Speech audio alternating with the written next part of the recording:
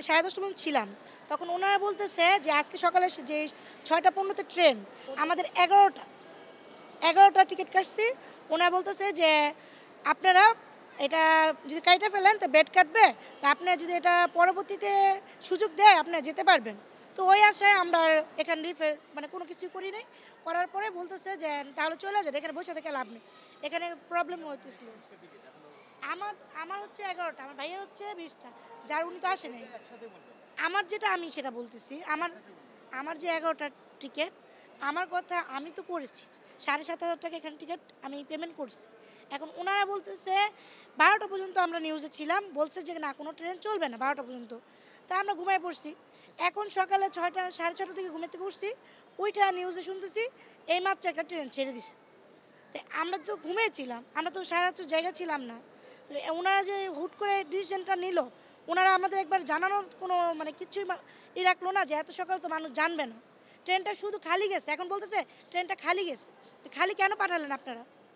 আপনাদের প্রবলেম হয়েছে, আপনারা সব 4 বছর কিছু করতে পারলেন না, এখন কেন আপনারা আমাদের সমস্যা করলেন? আমরা তো পাবলিক, আমাদের টাকা তো আর কারো টাকা না, আমাদের টাকাটা এটা ওনারাও রিটার্ন দিবে না। এখন বলতেছে কোনো রিটার্ন হবে না।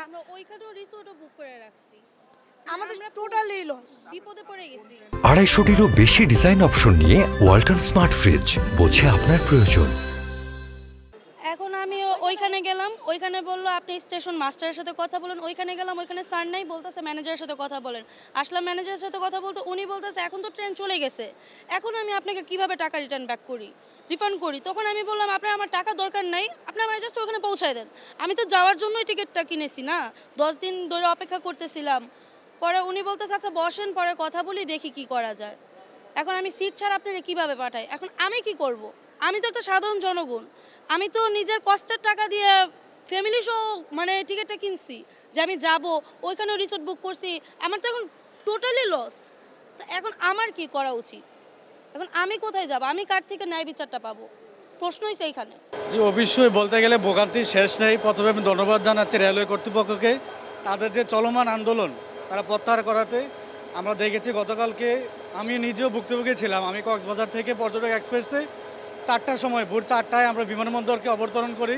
তারপরে বলাকা একটা ট্রেন জয়দেবপুর লাইন ওইদিকে যাওয়ার কথা ছিল, আমরা অপেক্ষা করি প্রায় 1 ঘন্টা, দেখি না আসাতে তারপর আমরা বাস অটো রিক্সা করে বাসায় গিয়েছি। অনেক কষ্ট হয়েছে, আমার সাথে ছোটো বাচ্চা ছিল, মহিলা ছিল, সেক্ষেত্রে অবশ্যই আমাদের দুর্ভোগের শেষ নেই। না, মোটেও না।